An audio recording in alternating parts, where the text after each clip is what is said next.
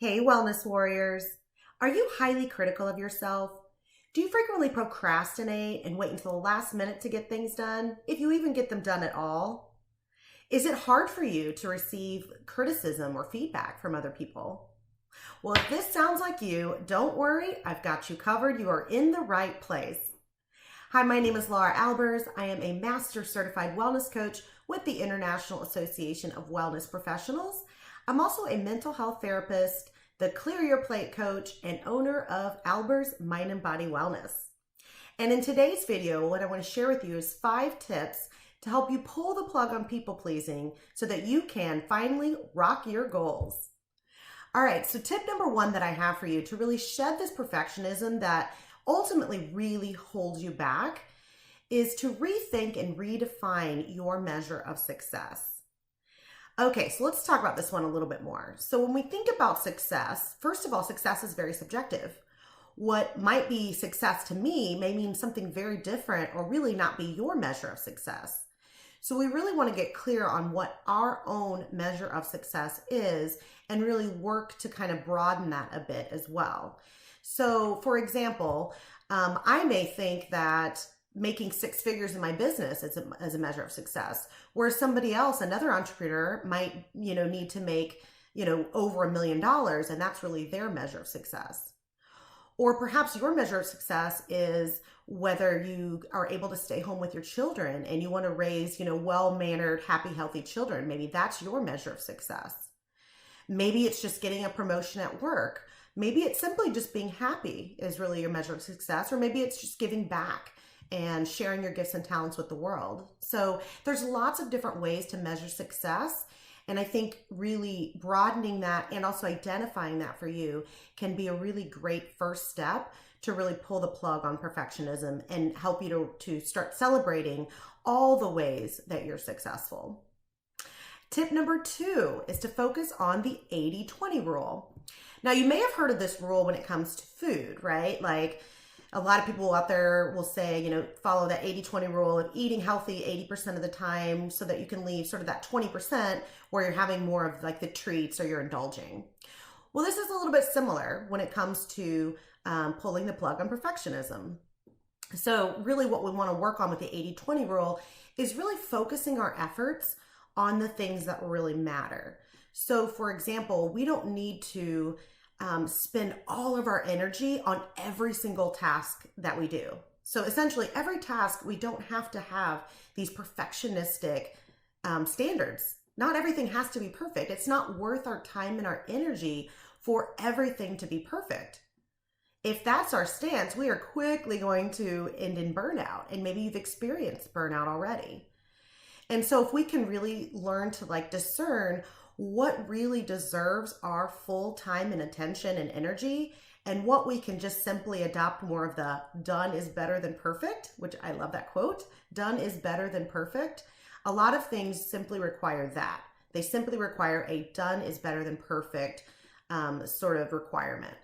So be thinking on the 80-20 rule when it comes to the tasks and projects and things like that you're working on in your own business or in your own life. All right, tip number 3 is to focus on gratitude and what you did do. This is a big one because so often we put way too many things, first of all, on our to-do list. And so I know I fell into this trap all the time. And honestly, it's something that I still kind of struggle a little bit with. I have to be really careful and mindful of this. But if I put, this is what I used to do. I would put like 20 different things on my to-do list. And then sometimes I'd make even a secondary to-do list for the same day that also had, 10 to 20 other items on it. And there's just no way that you can get all of that done. So even when I would get, let's say, 15 of those 20 things done, all I could see were the 5 things that I didn't get done. All I could see was what didn't happen. And it was hard to then really feel that sense of accomplishment and feel proud and all of that. And so really what started to shift for me was, first of all, putting a lot less things on my to-do list. Now I really try to focus on one key thing that's really going to move me forward, and then maybe a few other smaller tasks. And then if I get those done, great, I can move on to do other things. But the other thing that really helped me was to create a done list. And what I would do, I created this in Trello, which is a software that you can use. This is just what I use. You certainly don't have to use this.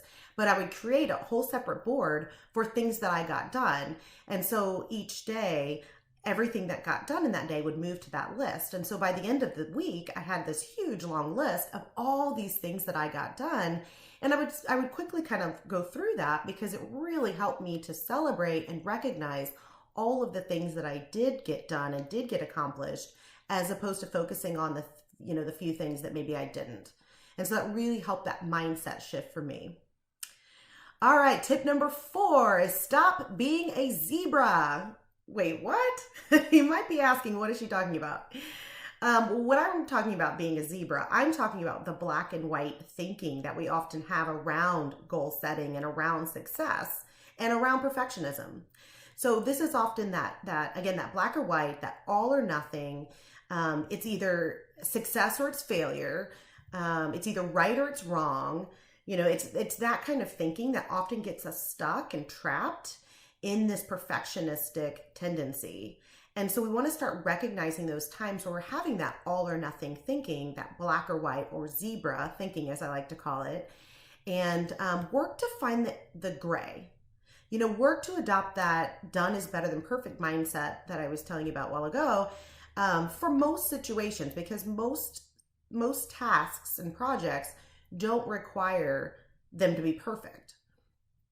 And so if we can start getting out of that black or white thinking, that's really going to help us to shed that perfectionism. All right. So think about the times where you're being a zebra and kind of work to challenge that, work to let go of that perfectionism and instead seek for excellence. All right. And tip number 5, the last tip I'm going to share with you today, is to start celebrating everything. All right. So often what we do is we only celebrate our perceived wins or our victories. If we even celebrate that, some of us don't even celebrate that. But what I'm going to really challenge you to do is to celebrate everything. And when I say everything, I mean the roadblocks, the times you stumble, the mistakes you make, the perceived failures you have, all of those things. We want to celebrate all of those things because, first of all of those things are going to contribute to your growth. They're going to contribute to your strength. They're going to contribute to you learning and improving. And they're going to contribute to you being able to share your gifts and talents with the world. And so we want to celebrate all of those things because, quote, failures, which I really don't like that word because I don't think anything is a failure. I think everything is learning and growth. But I'm going to use that word for the sake of the argument here. It's even those failures, and in fact, especially those failures, are what really leads us to improve things and to get out there into the world and to share our gifts and our talents. And so we really do want to celebrate everything. I mean, think about, for example, Thomas Edison had thousands of failures before he invented the light bulb. And think about if he would have given up. And there's so many examples of things like that if we don't keep going and keep trying and keep experimenting and keep putting ourselves out there, we never know what kind of level of amazement and success, we can have in the world. And so I encourage you really to celebrate everything. Celebrate the fact that you got out there and took a risk. That takes courage. And so we really want to celebrate that courageousness that it takes to do those things, or the resiliency that it takes to bounce back from a perceived failure. And so I'm going to really challenge you to start celebrating everything. All right, so I hope these 5 tips today, number 1 was rethink and redefine how you measure success. Number 2 is focus on the 80-20 rule. Number 3 was focus on gratitude and what you did do. Number 4 is stop being a zebra. And number 5 is start celebrating everything. I hope these tips really help you to rock your goals this year and throughout the year so that you can really have that success, however you define it, with your life and within your career. So thank you so much for watching.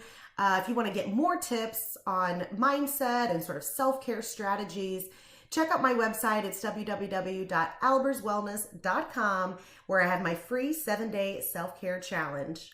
All right, thanks again for watching. We'll talk soon. Bye.